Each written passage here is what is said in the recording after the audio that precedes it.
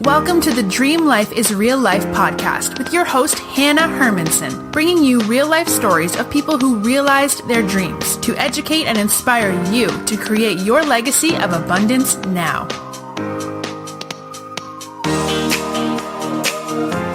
Welcome back, everyone. Today we are with Heath Armstrong. Heath is a raging maniac, gremlin smasher, and creative writer.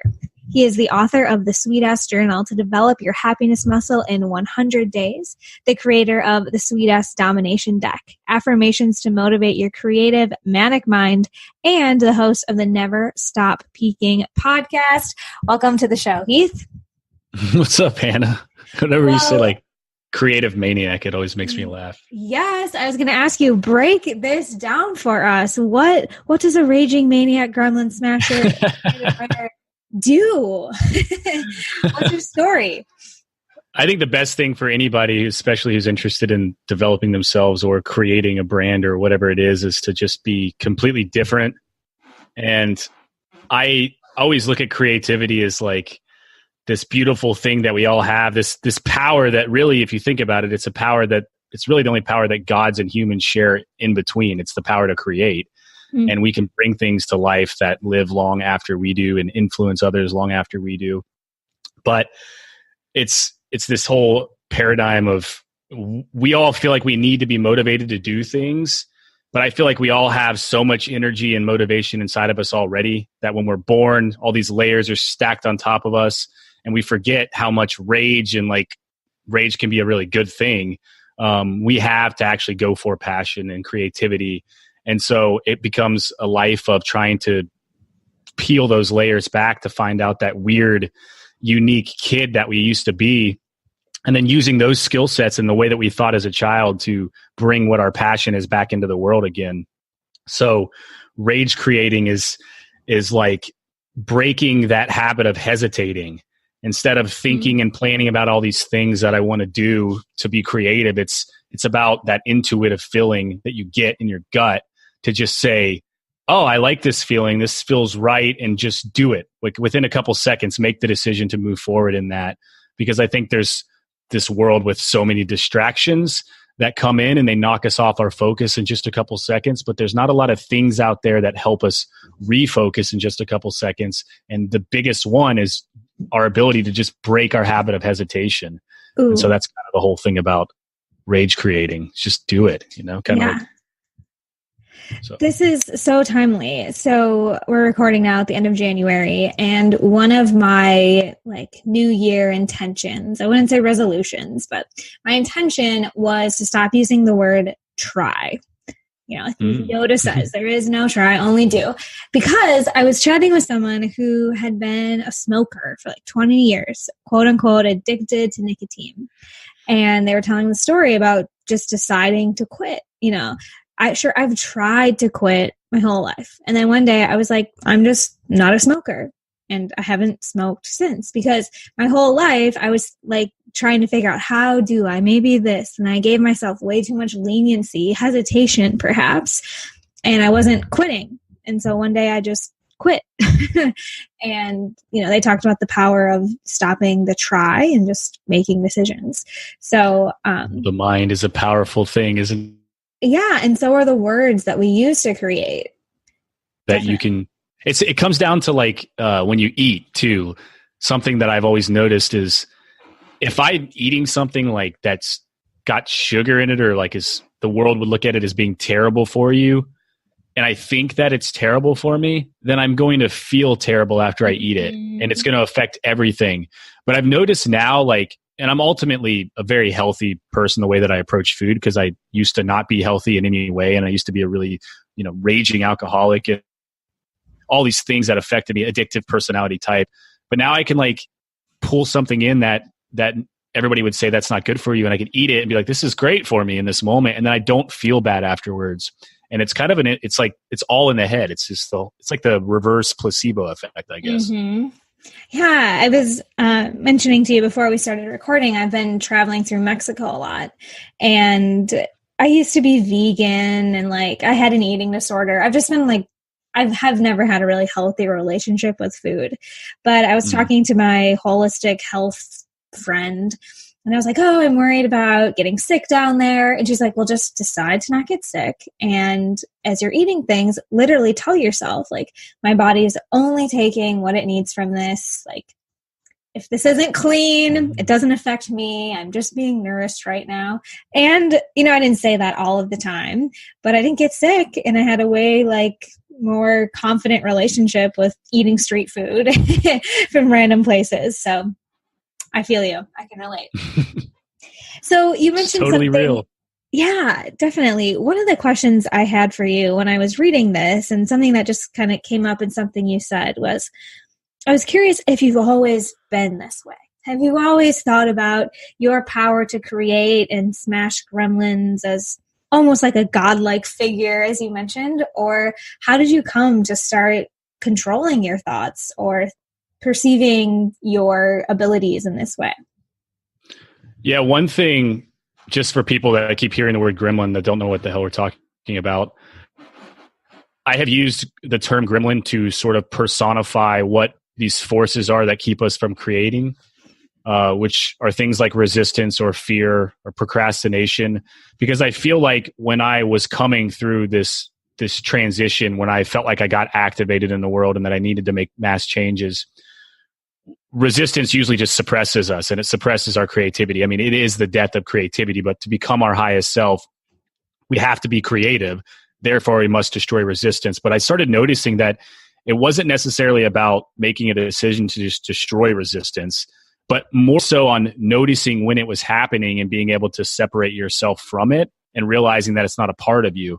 And so I started personifying resistance and fear and procrastination by saying, oh, this is just a gremlin. So I'll be like, oh, it kind of turns into a game. I'm like, oh, if I'm driving my car and like somebody gets in a wreck in front of me and I'm stuck in traffic or something, oh, this is just a gremlin screwing with me. Like, it's fine. And it doesn't make me part of the situation. So then I'm not pulling my rage into the situation and getting upset about it, because it's completely like the witness.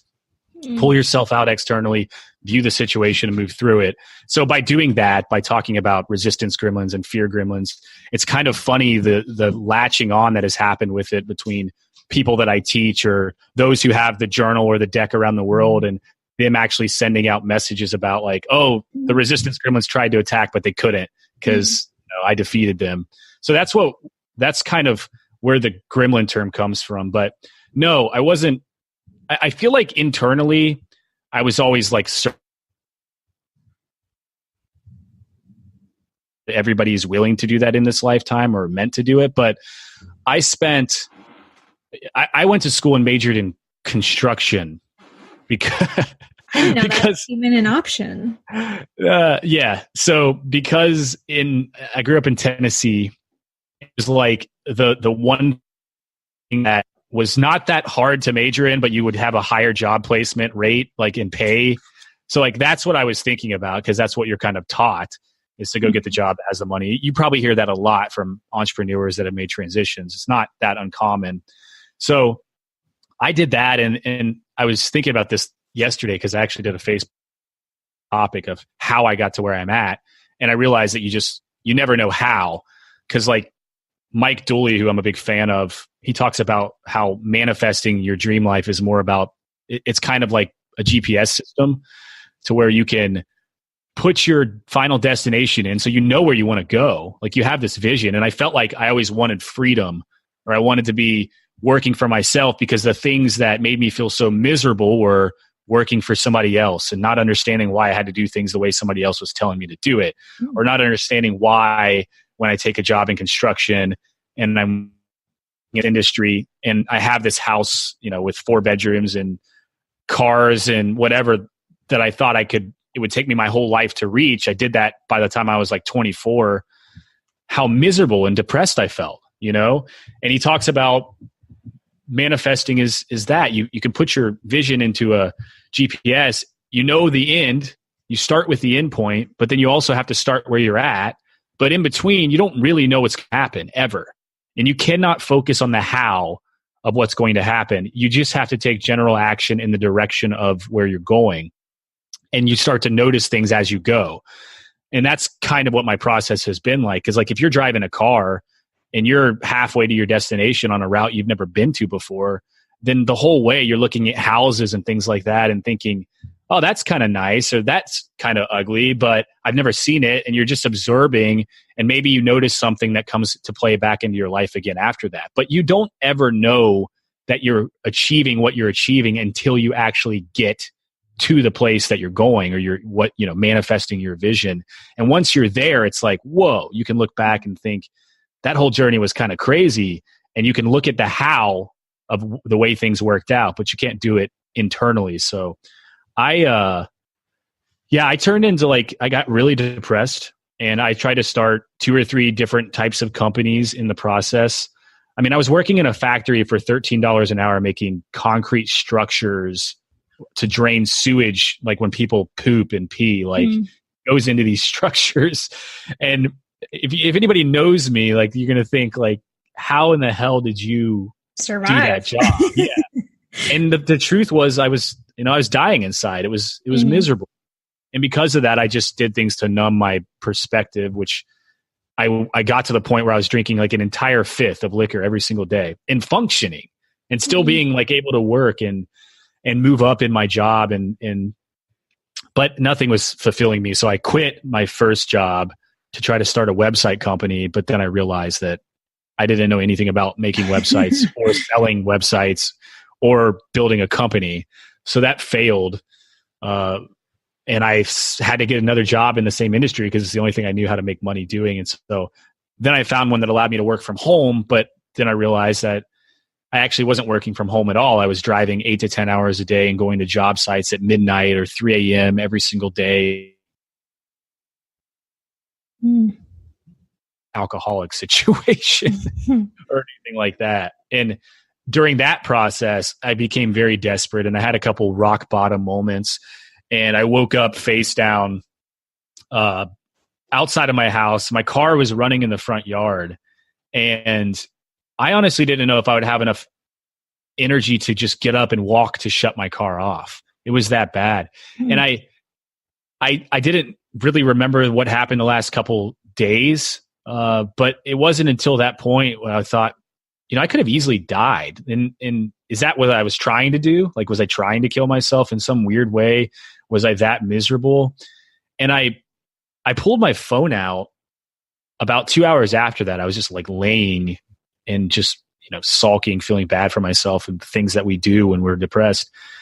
And it was the first time I realized that Apple put the podcasting app on the phones manually. It was the new update put that on there, and I opened it up and I heard a podcast with a woman named Amber Ludwig, who is now married. So her last name's Vilhauer, but it was about her journey from going from depression to creating this website business. And it was really close to what I felt like my story was in the beginning. Everything that she said before she had made it successful felt a lot like the position that I was in. And she had mentioned hey, if anybody's out there, just wants any advice or whatever, just reach out to me. And so I'm so introverted that I never would ever reach out to somebody, but I did. And she responded, and her response meant the entire world to me, which is why it's so important that you're doing this podcast to get to new people, to help them understand that there are things like this that happen, and you can make a difference in your life and other people's lives. And so she responded and was I want to talk to you on the phone. And I'm like, what?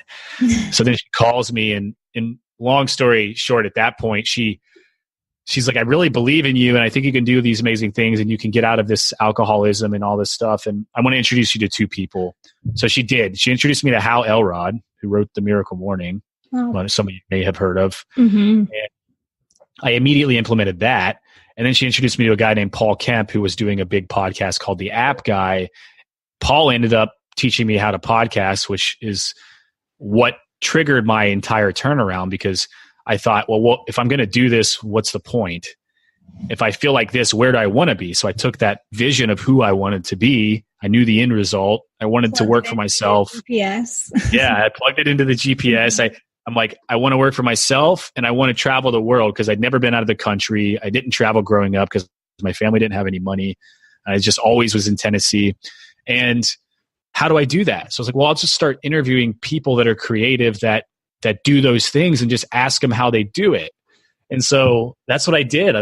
That show was called The Artsy Now Show. I don't do it anymore, but the second interview was with a Hollywood director who had just won the New York International, or the New York Film Festival.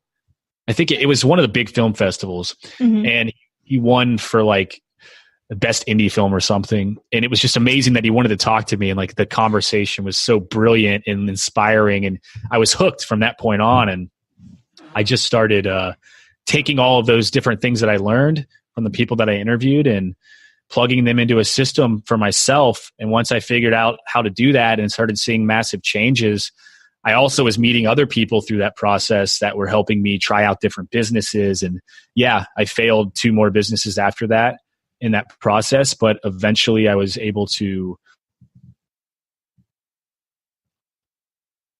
I moved across the country.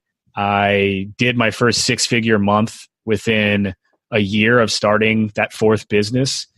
And everything was just like the most surreal thing because I just dedicated myself to it and really just continued to learn from other people, really. I mean, I don't really take credit for any of it. It was just, people are so nice. Like if you really believe in people, it's amazing.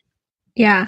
Yeah. The power of connection is just like screaming at me as you're talking about this. And, you know, you had a miraculous encounter that led you to this podcast and sort of those first introductions that you mentioned. So how do you continue as an introvert and maybe someone who didn't know a whole lot about the entrepreneurial space? Like, how did you continue to put yourself out there? Were there like tactical strategies, or did you talk the gremlins down when maybe you got intimidated and had that, like, why does this guy want to talk to me? Talk to us about the mindset of continuing that connection game. Oh, I love mindset. One thing that I figured out really early was the power of the mind. And I got really into it because I'm still to this day, I get and I think there's a lot of like famous comedians and speakers that'll tell you they throw up every single time before they do it. It never goes away. Like those gremlins are always there. And it's just a matter of being able to ignore them and move through it and know that it's going to be better on the other side. And so I started doing all these really weird things that were making my mind stronger. Just testing challenges of like, okay, first thing I did was I just cold turkey gave up alcohol. And I was like, I'm going to do this like every single day. I'm going to check in and check out of this process.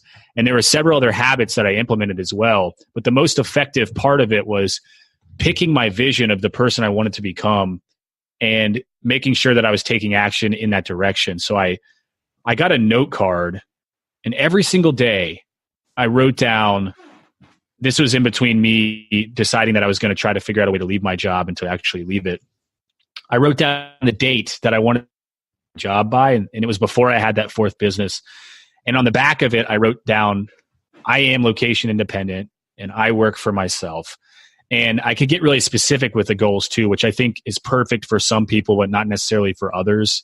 I don't know if you ever look at human design or anything like that, but there's so many different types of people, and what works for you isn't necessarily the same amongst the board. But what is certain is that if you pay attention to where you're going, and you really pay attention and your intentions are in alignment with your attention, then it's going to be magical and you're going to create those visions and bring them to reality. So I wrote down my affirmations every day, the date that I was going to leave my job by, and 2 things that I was going to do that day to move towards that. It sounds very simple, but it's insanely effective. And I did that every single day. And you know what? On June 22nd, 2016, which was the date that I'd been writing for over a year, I was sitting across the country with a business. I had sold everything I had. I paid off all my debt, and it was the most freeing, amazing feeling.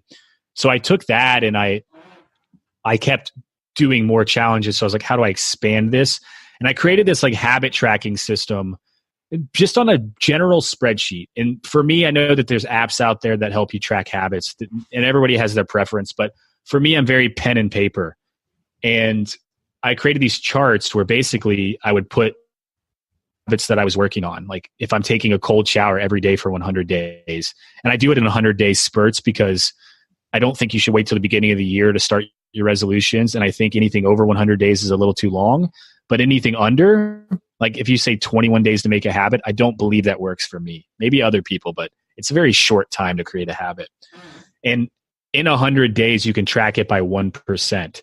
So if I'm on day 70 and I've only done 50 of the day, I know I'm only 50% of the way there. You know what I mean?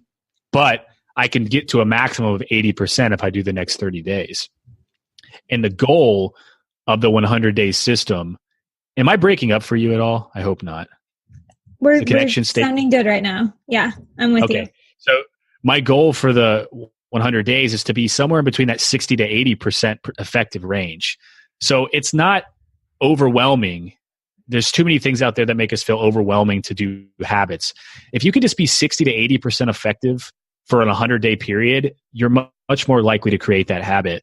And I've done this over and over again, and I still do it. I mean, I'm on day 20 something of my current 100-day streak, but I have this spreadsheet, and I wake up and there's 5 columns across the top, and they are the habits or the projects I'm working on right now. One of them might be something as simple as drink 1 gallon of water per day for health benefits.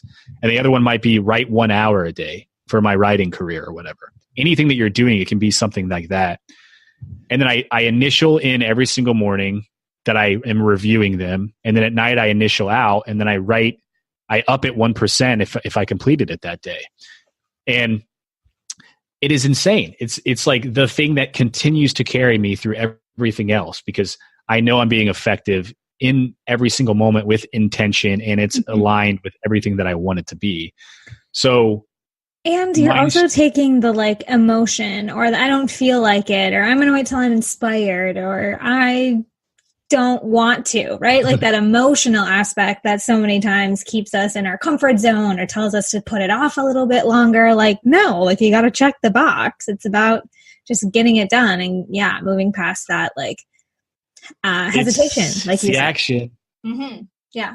Yeah, because I think a lot of us, if we don't do that, we get stuck in this whole idea that life is about what happens to us, and then we don't do things because we are like, oh, that happened or this happened. But the reality is that life isn't about what happens to you, and it's not about the beauty that happens, and it's not about the bullshit that happens. It's about exactly how you react when it happens.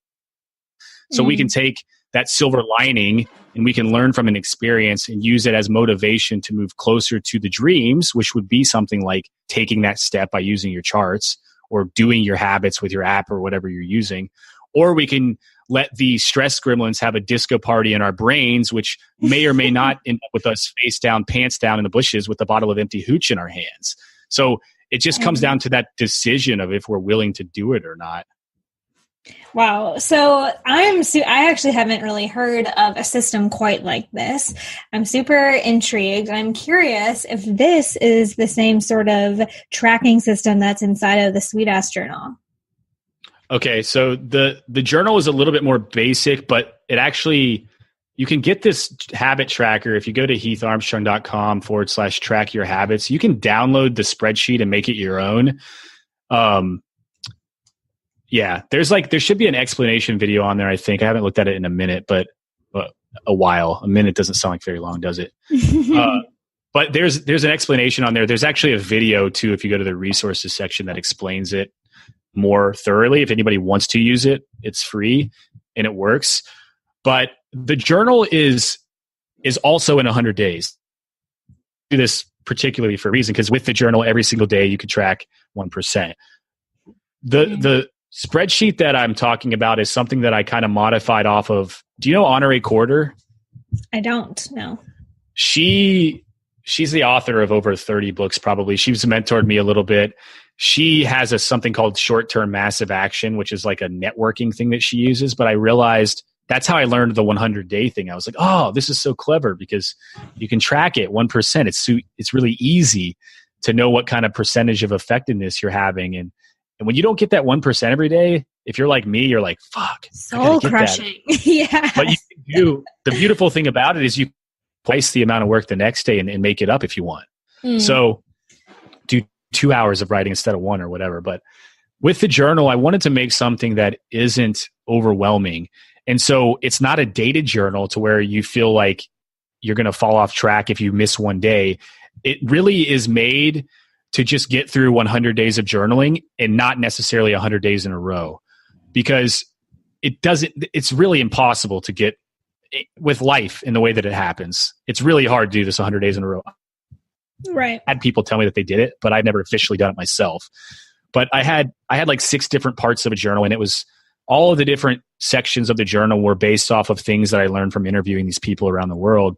And I put it into a system to actually develop happiness, because I noticed that a lot of them were tied to that aspect. If you're productive, it makes you happier sometimes. If you are focusing on gratitude and compassion, it makes you happier. If you're focusing on like your accomplishments, it makes you happier. If you feel like you're organized with what you're working towards, then it makes you happier. If you're giving gifts every day, it makes you happier.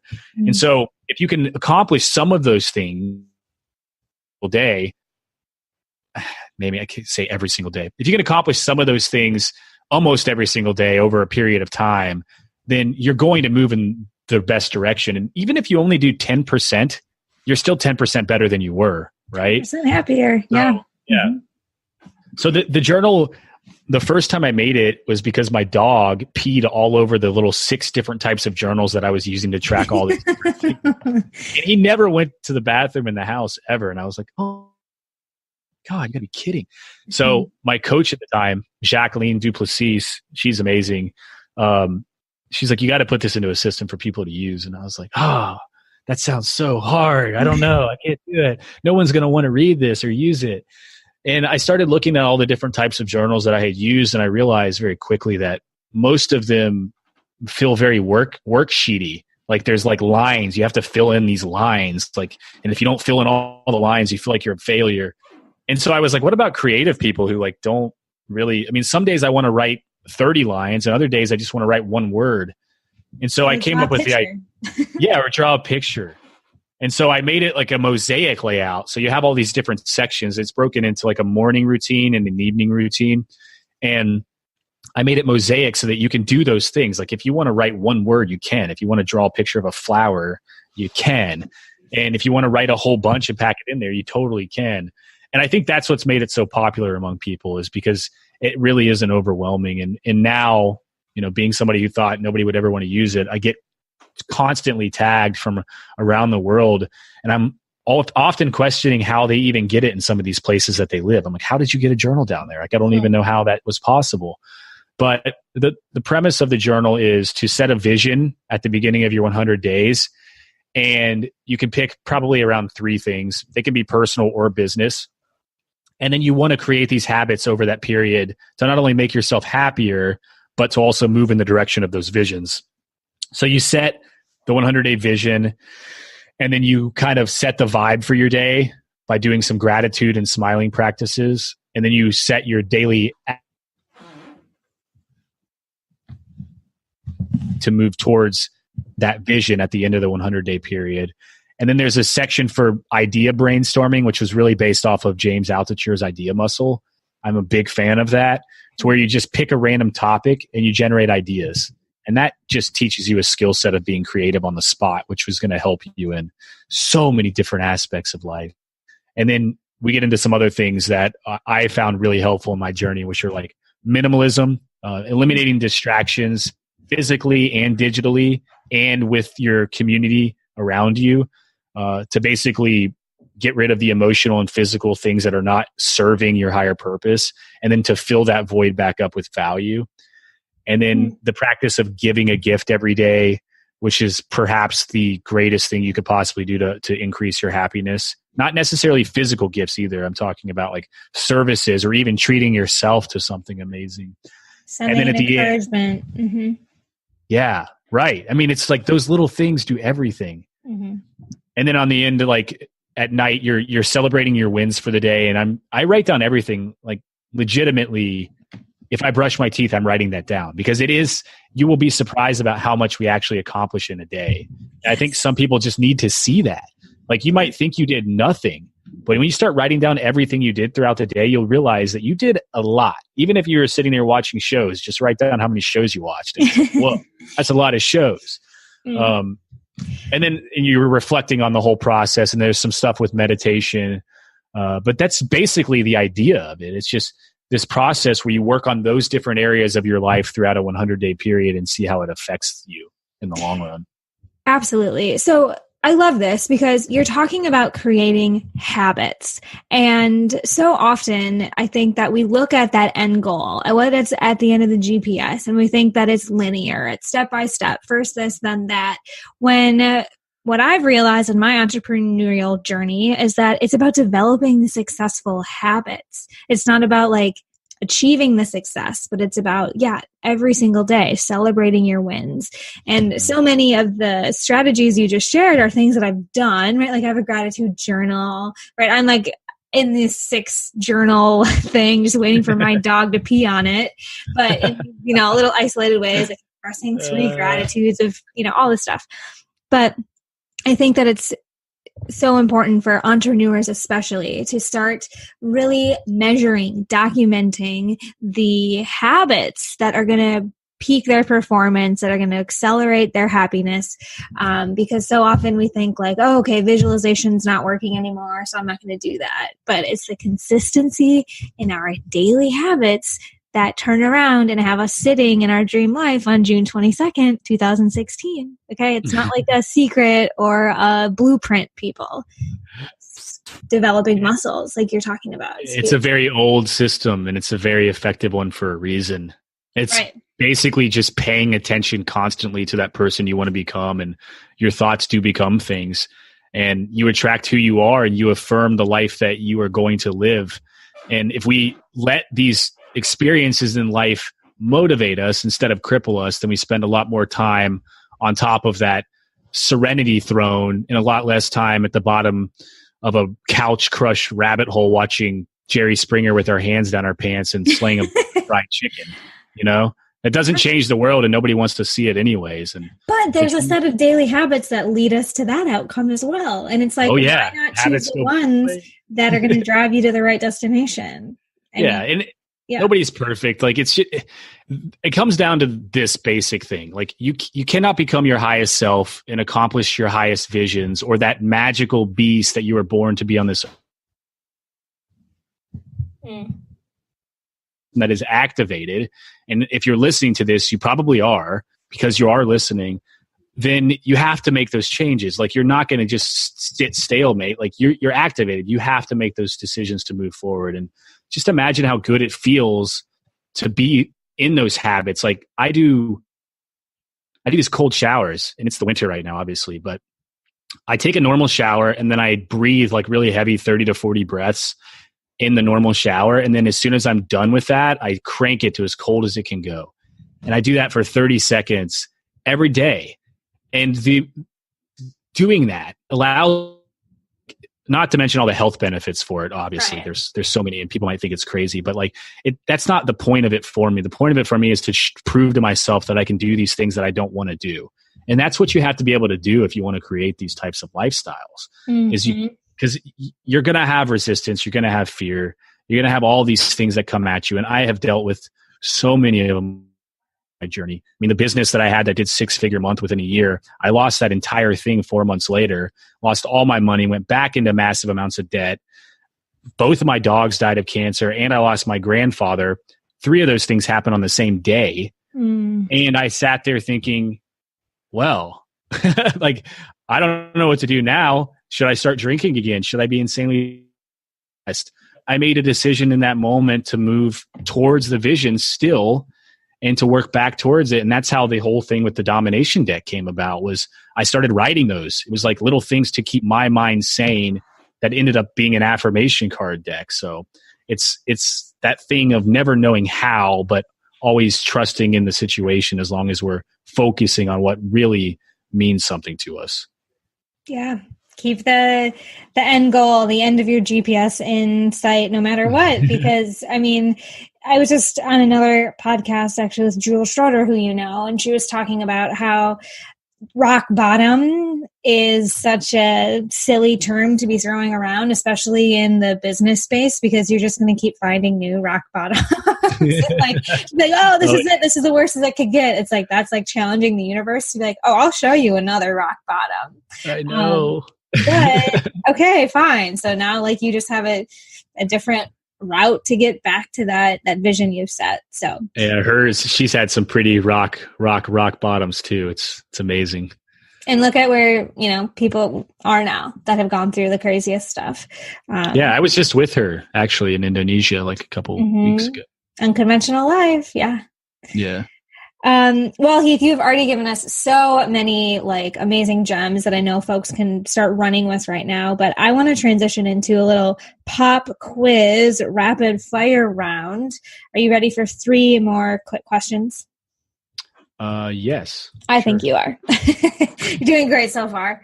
The first question is, what is one thing you want listeners to do today that you know will help get them closer to their dream life? Ooh. Implement a habit for the next 30 days of something that makes you uncomfortable. If you can't think of anything, do a cold shower. Yeah. Make it to 30 seconds at the end of your shower every day, and then write about what you felt like when you get out. That's important, is to reflect on it. Don't ignore what miraculous thing you just accomplished. Like, write about it. I think just pick something that makes you uncomfortable and step into it. And by the end of that 30 days of you doing it, you'll see how much more powerful you are than you think. Write about it. Okay. Yeah. Got it. I'm committing. I can do that. It's not going to be cold showers though, because while traveling, I haven't had a hot shower in like 100 days.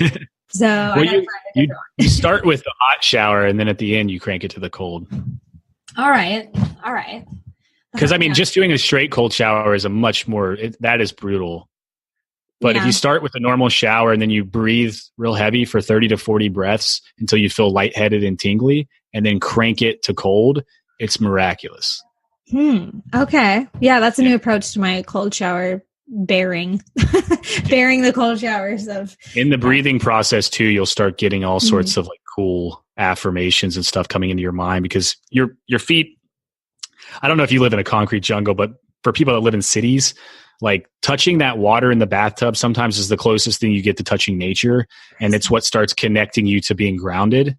A lot of us are never grounded because we're walking around with shoes on concrete. And believe it or not, your feet, by touching the grass or the dirt, can absorb massive amounts of antioxidants, far beyond what you can get by eating a tub of blueberries.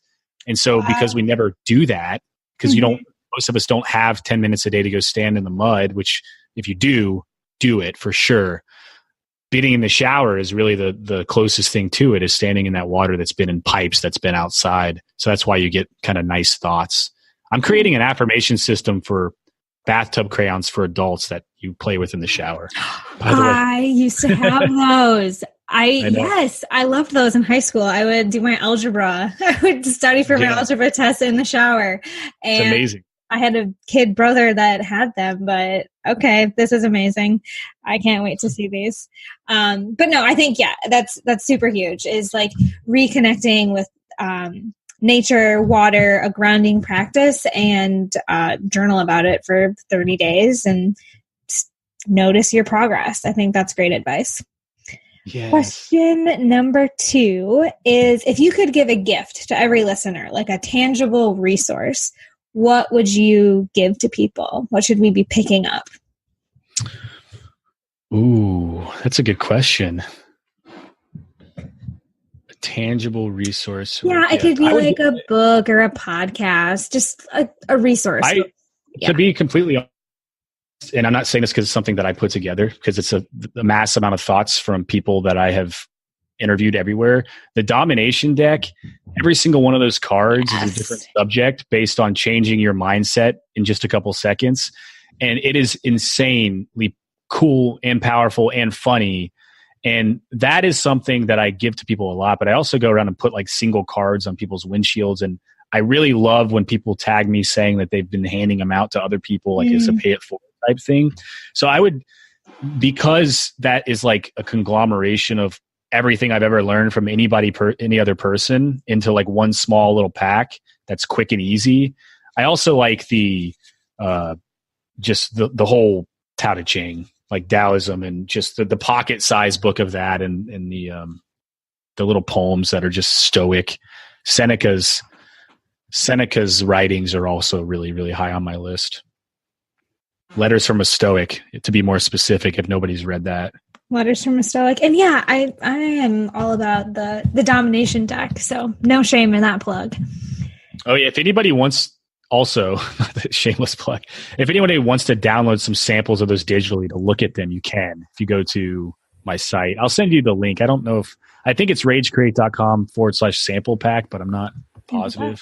Okay. Well, yeah, this takes me to the last question, which is how can people stay connected with you and learn more about what you do? So ragecreate.com. Mm-hmm.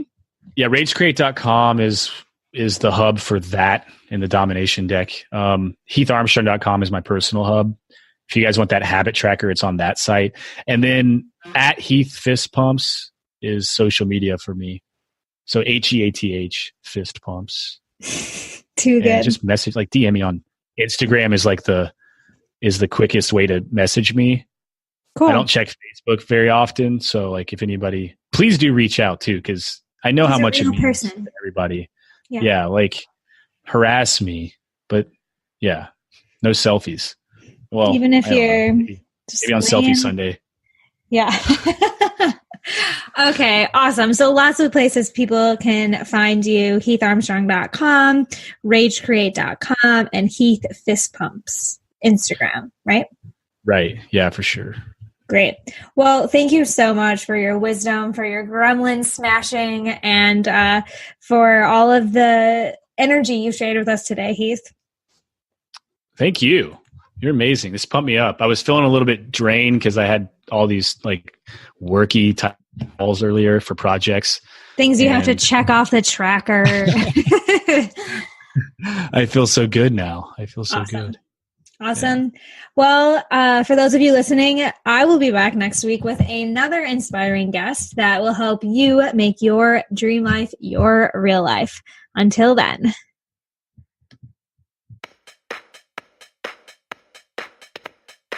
You've been learning how to make your dream life your real life with Hanna Hermanson.